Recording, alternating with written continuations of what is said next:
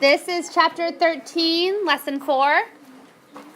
Our learning goal for today is to be able to find the product of two decimals. Okay. Let's look at this problem. It says the parking lot at a shopping mall covers 8/10 of an acre. A section that is 4/10 of the parking lot is reserved for compact cars. How large is the area reserved for compact cars? Okay, so first of all, let's talk about what would our equation be to solve this problem. How big is the whole parking lot? How big is the whole parking lot? How many acres is the whole parking lot, Shelly? 0 and 8/10. 8/10, right? So the whole parking lot is 8/10 acres big. Now, how much of that parking lot is reserved for compact cars? Michaela? 4/10. 4/10 of what? Parking lot. Good, 4/10 of the whole parking lot. So how much is the whole parking lot again, Arjun?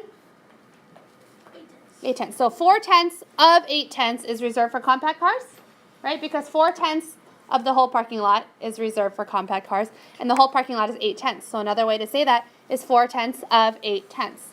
What do we know about the word of? Swati? Multiplication. So how can I find 4/10 of 8/10? What math sentence can I write to find 4/10 of 8/10? Sawyer? So 4/10 times 8/10? Well, we're not there yet. So what's our mathematical equation? Say it in word form, please. 4/10 times 8/10. Good. Make sure you're writing this down, Sawyer. Good. There's our math equation, right? Because it's 4/10 of 8/10. 4/10 times 8/10. Very good. Step 1 then says to multiply, and we ignore the decimal points. So can we do 4 times 8 in our head? Good. Aditya, what's 4 times 8? Good. Now, step 2 then says place the decimal point in the product. How can I figure out where I need to put the decimal point? What do I look at? Do I look at the answer or the factors? What do I need to look at? Sakshi? Let's look at the factors. How many numbers are after the decimal point here in the first factor? 1. Okay, how many numbers are after the decimal point in the second factor? Sanjana? 1. So if I have one factor here, and one number after the decimal point here, and one number after the decimal point here, how many total numbers do I need after the decimal point? 2, because in my factors I have 2 numbers after the decimal point. So let's go ahead and put the decimal point in our product.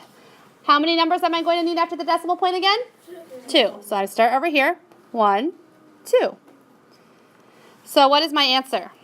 How many acres of the parking lot, how many acres are reserved for compact cars? Atharva? 0.32. And another way to say that in word form is 32 hundredths. Now, are we done? Or is there a step 3?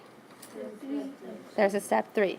Step 3 says check your answer by finding a low estimate and a high estimate. Why does that help us check our answer? Sawyer, please put your notebook on your desk and take notes.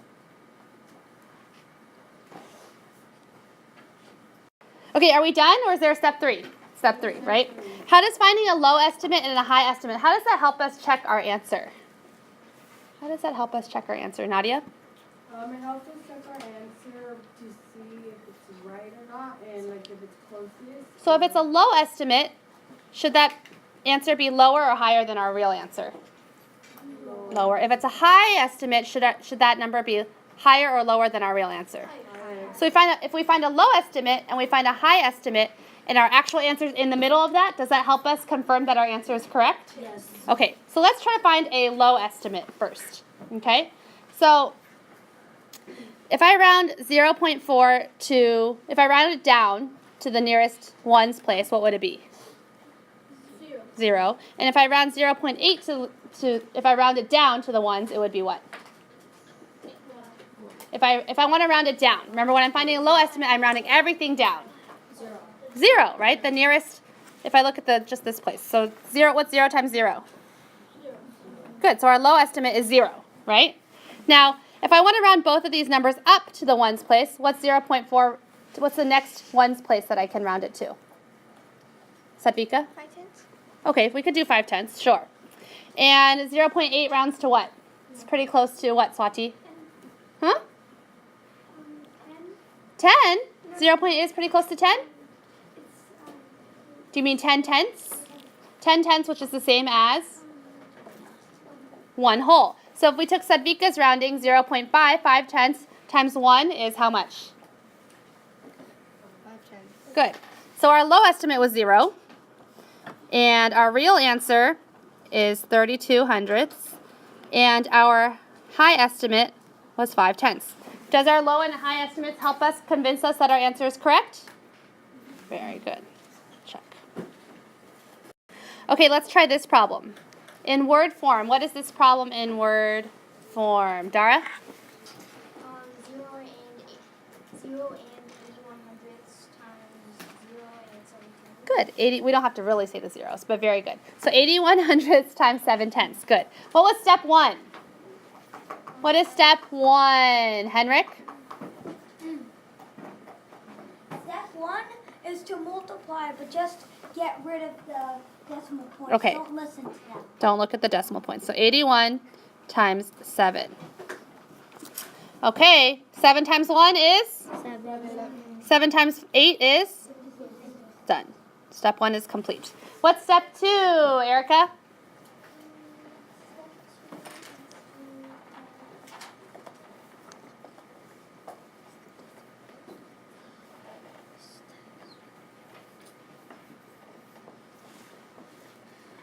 Good. Step 2 is to put the decimal point. So let's look at the factors. How many numbers are after the decimal point in this factor? How many numbers are after, just after this one, the first factor? How many are there, Jonathan? 2 here. What about after this factor? How many numbers are after the decimal point? Chris? 1. So in our answer, we need 2 plus 1 numbers after the decimal point, or 3. Whoa. 3. Good. So let's start over here. 1, 2, 3. So what is our answer? 0 and 567,000. Okay, are we done? No. Okay. I know checking with a low and high estimate is kind of confusing, so listen carefully. Basically, when you're checking for a low estimate, you want to make each one of these factors something less than what it normally is. When you want to check for a high estimate, you want to check for something that is, you want to round them to something that is higher. Okay, so let's do our low estimate first. 8 tenths, 81 hundredths can be rounded down to about 8 tenths, right? Is 8 tenths less? Let's do that. Okay, 8 tenths. And 7 tenths can be rounded down to about how many tenths, Arjun? 0, or is there something in between there? Ruba? 5 tenths, yeah. 5's an easy number to work with, right? Okay, step 1, let's multiply and let's ignore the decimal. So 8 times 5 is 40. How many numbers do I need after the decimal point? I have 1 here and 1 here. So 1 plus 1 is? 2. Good. So my low estimate is 4 tenths. Let's now round each of those numbers up. 81 hundredths can be rounded up to about how much, Daniel? 80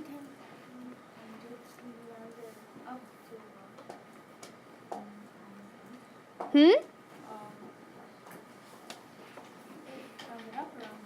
I don't know. Are we doing our low estimate or our high estimate right now? So should we round it up or round it down?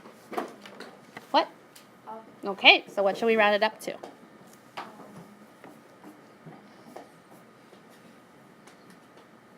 $81 hundredths. Is that pretty close to a certain whole number? Okay, should we round it up to 1? Okay. Now what about 7 tenths? What should we round that up to? Chris? Also to 1, huh? It's pretty close to 1. What's 1 times 1? 1. Okay. So is our actual answer of 567 thousandths in between our low estimate of 4 tenths and our high estimate of 1? Yes. Does that help us convince us that our answer is reasonable? Check and done.